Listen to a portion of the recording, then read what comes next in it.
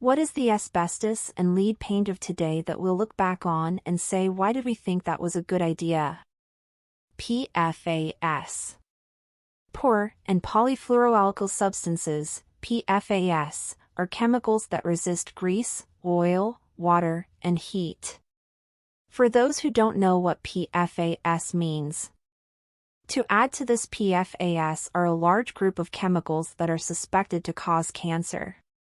We know that some of them definitely cause cancer, and for some no correlation with increased cancer rates could be proven. As many are very chemically close to each other, we conclude that large parts of the PFAS group may be causing cancer. As these chemicals are very long-lasting and difficult to get rid of, they accumulate in groundwater, soil, animals, and humans, some causing severe damages. Because of this, banning the entire PFAS group is a highly discussed topic. However, they are also very useful, which is why they have not been banned yet. Don't they also potentially disrupt the endocrine system? Welcome to organic chemistry. Don't lick anything. Most municipal water supplies test regularly for PFAS and claim the water is safe, but there are lots of independent water testing companies that claim otherwise. I live in an area of highish PFAS that is deemed safe, but I'm seriously thinking about buying a high-end reverse osmosis water filter. Once upon a time I worked at NSF International doing the analytical support for drinking water treatment units. Hated the job, but man, is that testing rigorous and complete. So please, if you're looking at ADWTU, undercounter, whole house, or pour through, look to make sure it's actually certified to an ANSI/NSF standard. Standards exist for a reason, and that's part of the reason quality products cost what they do. This guy is right. Rules and standards are sometimes written in blood. We know what is safe by having used unsafe alternatives in the past. I'm a plumber in the UK, and some people seem annoyed at how strict some of our water regulations are, in the home I mean. These regulations are the result of years of learning and understanding water hygiene and the sickness contaminated water can cause. In this instance, not by the water supplier but in how plumbing is installed in a home. For my favorite example, it must be made impossible for water categories to mix. Potable water is Category 1. Water in your toilet bowl is Category 5, the worst category with biological hazards. It must be made so they cannot be connected in any way. People order bidet spray heads online and install them next to their toilets, connected to the same pipework you drink from. Some people have argued with me when I refuse to fit a bidet spray, but I won't ever leave the spray gun in the toilet bowl. Yeah, you might not, but how long before someone does in your neighborhood if these things get installed everywhere without understanding the regulations? Wait, what? I don't get it, so you don't connect the bidet to the same source as your tap water/sink? So the water from the bidet isn't drinkable? All the bidets here in Finland are connected to the sink, and I've never heard there being any problem with it. So the water from the bidet isn't drinkable? You're not supposed to drink from a bidet, so, no? That and drinking liquids out of plastic-coated bottles and cans. Plastic tea bags especially irk me. We have several perfectly functional ways to keep plastic out of the near boiling hot water for long periods of time, but every once in a while I'll try a new brand of tea and get a little carcinogenic surprise. Didn't even realize the tea my ex was drinking was in a plastic bag till I was sifting the compost this year. Got a bunch of unbroken down plastic cloth squares all through it. Aw, man. Any brands to steer clear from? We drink tea nightly, so our tea brands are quite various. Please don't say like most of the common ones. Off the top of my head, Mighty Leaf, Harvey & Sons, Teavana, anything that has the silky mesh texture and pyramid-like shape. Some/all are made with a corn-based plastic but still need to be in a special facility to properly biodegrade. Bigelow apparently uses plastic to thread their bags together. Common brands that don't use plastic to my knowledge are Twinlings, Numi Organic Tea, Celestial Seasons, most Trader Joe's teas, though they are individually wrapped. Obviously, I'm just some internet guy, so take this with a grain of salt and double check if it's something you're really concerned about. Pete's tea bags are made of silk. That's what I buy. Especially their orange blossom. A little pricey, but worth it to me. I hate to be the bearer of bad news, but it's most likely that the silky material is actually polylactic acid, a plastic derived from corn. I don't know if there are any health risks. According to a quick wiki look, it seems safe, but it is one of the composable plastics that needs to be sent to specialized facilities in order to be properly destroyed. Oof, that looks to be the case. Any alternatives you know of? Assuming you're USIan, I personally really like Numi's. It's available at most large grocery stores, but it's also a little pricier. Twinlings Irish Black Tea, which is a little cheaper since they sell it in bulk, but they have other flavors too. If you really like a specific flavor, then you could try looking into loose leaf as well. Awesome, thanks a lot. Say, you seem to know a lot about tea bags that won't slowly kill you. Would you happen to know off the top of your head who sells green tea bags sans a carcinogenic surprise? I'm in Australia and will also Google so as to not seem like a completely lazy git. We can get OS deliveries through Amazon. Edit, scratch that, I just found an Australian company that sells food-grade unbleached paper fill your own tea bags with a drawstring that are 100% biodegradable. teabard.com.au in case you're interested in checking them out. They also sell cute little infusers. I just bought a little robot-shaped infuser. I'm going to say social media. There are studies being done already, but we won't know the full extent until we can study the same people when they are adults. I'm going to guess that the study will show this newest generation that has never had a world without social media will have significantly altered brain development. Oh Jesus. The dopamine receptors are gonna be all sorts of FD. The new kids are a different breed altogether. That's where my worry is as well. I know it makes me sound like an old man yelling at clouds, but I am horrified at the concept of a toddler being given a tablet and exposing them to short-form immediate gratification day in and day out. How can we expect people raised with that to have patience with anything ever? Their brains won't be able to handle anything less than a constant drip feed of dopamine. And I'm not blaming the parents for giving their kids tablets either. I know they're busy and stressed and don't have the money or support structures that parents had 30 years ago. The whole thing is fucked, and it's Gen Alpha that's going to be exposed to this shite from birth. Any who works in education knows that there has been a measurable decline in attention spans. People dismiss it as an old man talking point, but it's a serious issue that needs to be addressed. Yes. Children are now literally unable to function anymore. This is more than just the rose-tinted glasses about back in my day. That happens between generations. This is horrific what is happening to young children now. Why can the parents not see it? Phones/screens are destroying their children's lives. I work on a college campus. This current generation walks down the sidewalk staring at their phones like zombies. I realized the other day that I have never done that. If I need to look something up, I take my phone out, look it up, and it goes back in my pocket. I wouldn't walk down the sidewalk staring at it. I like knowing what's going on around me, and the world is a pretty cool place to just walk by without looking at it. Just graduated college earlier this year, and I genuinely think a lot of this has to do with how things are organized these days as well. When I was on my phone walking to class, it was mostly because everything had shifted to being done online.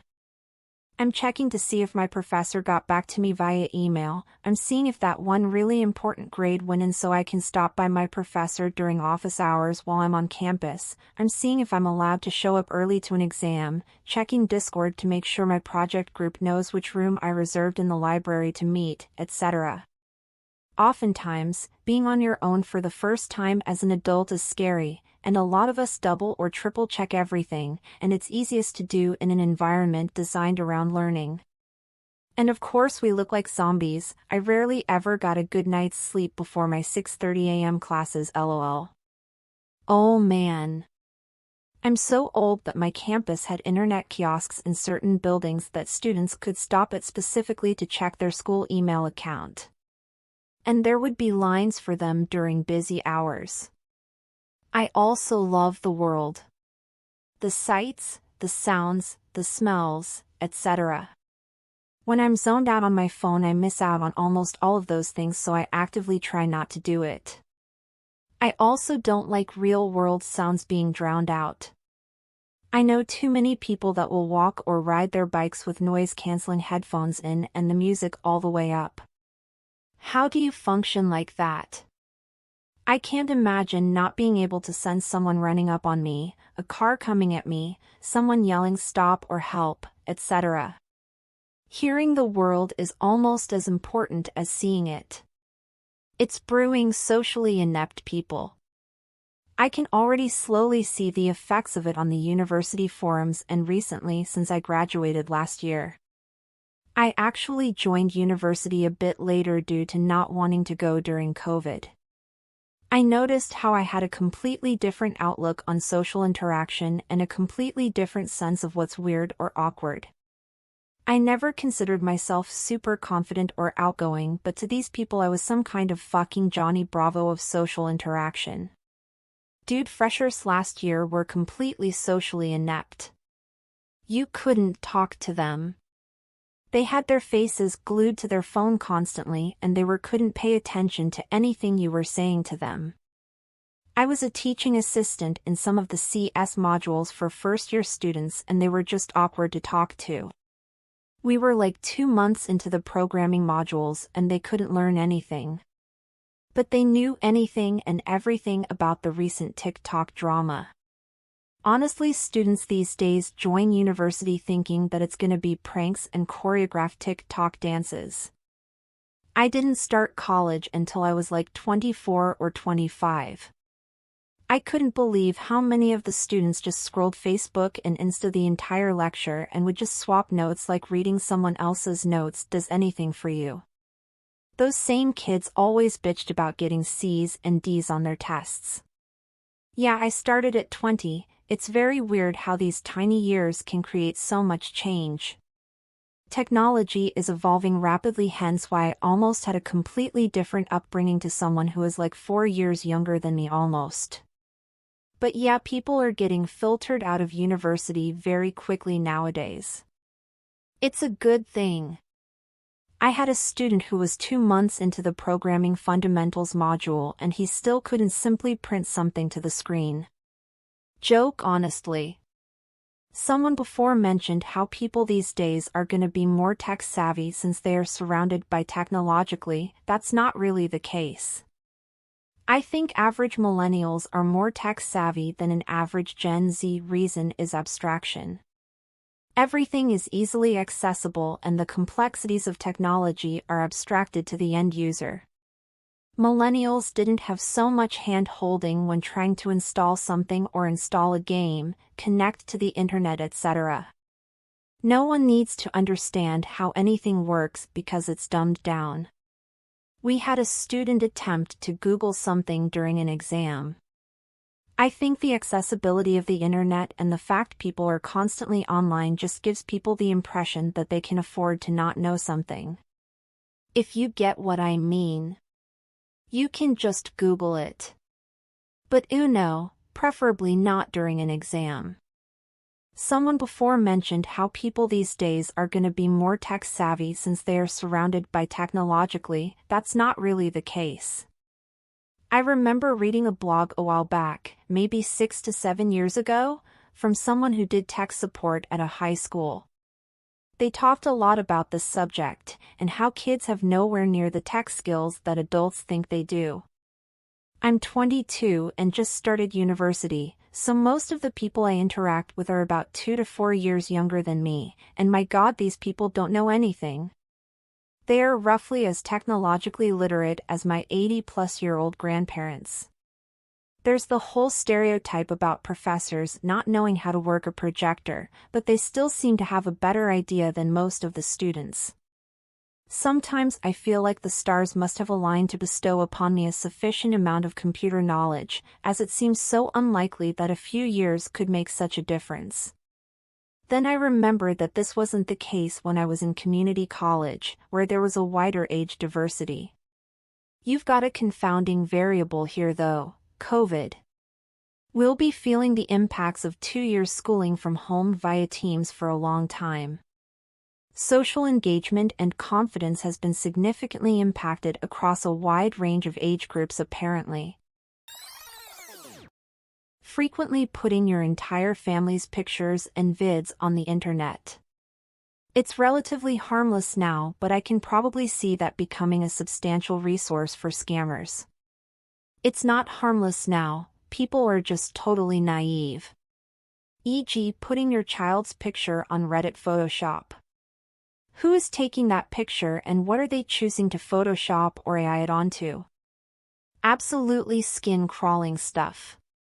One of my favorite talks given at the school I once taught at was a digital security expert about the dangers of sticking stuff online.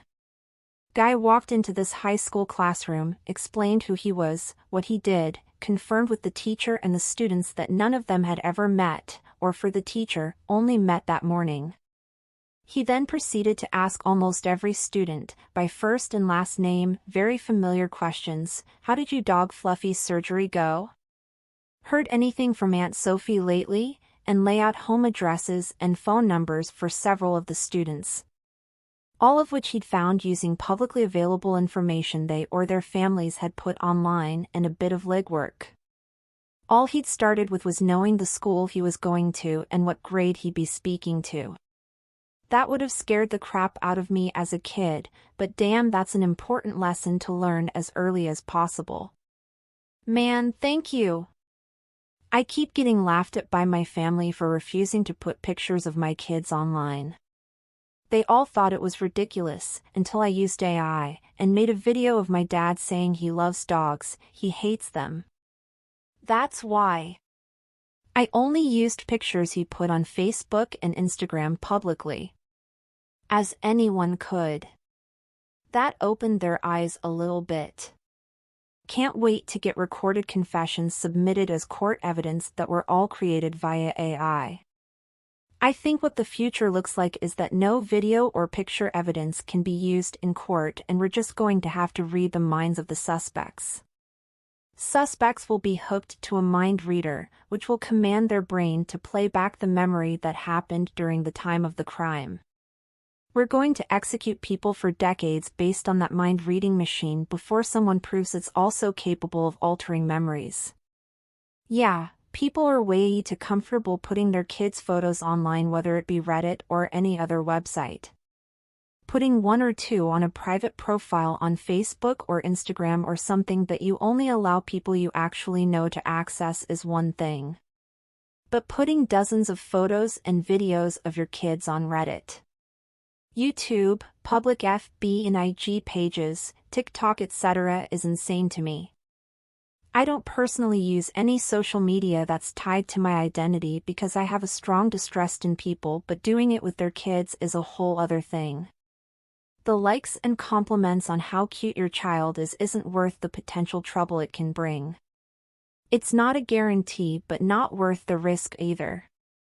My sister isn't putting my niece on social media, other than the occasional back of her head. And I've had multiple people question why she would do that.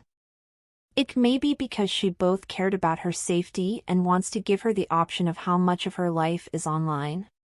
What a bizarre thing to question. Highly processed foods and extremely sugary soft drinks. I can't imagine they're going away anytime soon, but they kill. High fructose corn syrup is generally pretty bad and jammed in everything. Isn't high fructose corn syrup mainly a US thing? Yes, because there are federal subsidies to grow corn in the US that were intended to stabilize the nation's food supply. The unintended consequence was making corn so inexpensive that it is profitable to convert it into sugar and use it as a cheap, calorie-dense additive to mass-produced foods. That's the short version of why so many packaged foods in the US are overly sweet and have more calories than they would/should. And one of the reasons this is so stable in terms of policy is pretty weird. The presidential primaries have started in Iowa, corn country, and so no presidential hopeful can afford to go against a corn subsidy.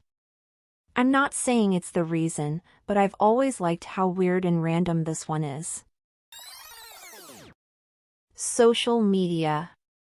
To bridge the point, kids that are being raised on brain rot content through iPads and phones are going to have a great time trying to become self-sufficient adults. We don't yet see the full ramifications of raising kids on technology, but the symptoms are definitely showing. It's sad. We are seeing this already with alphas and young Zoomers in school. They are socially stunted and even more addicted to phones than older generations. There's also the danger of what it does to attention span. Children in the current day are constantly exposed to short-form entertainment like TikTok and YT shorts. The plot, build-up and climax of a video is all crammed within 60 seconds. There is no requirement for patience or time investment. Childhood and early teen years are the prime for brain development. It's where your brain forms a lot of its habits and processes. With such easy access to instant gratification, how is that going to impact them long-term when it comes to attention span and concentration? This is the first time in history where kids are being raised on such a rapid influx of short-term information. I'm sure movies, TV, and early YouTube played some kind of similar role in young adults now, but long-form information was still the norm even as recently as the mid-2000s. I wouldn't be surprised if 10+ years from now, we saw a massive spike of ADHD and other concentration disorders among young adults. Please like and subscribe for more daily content.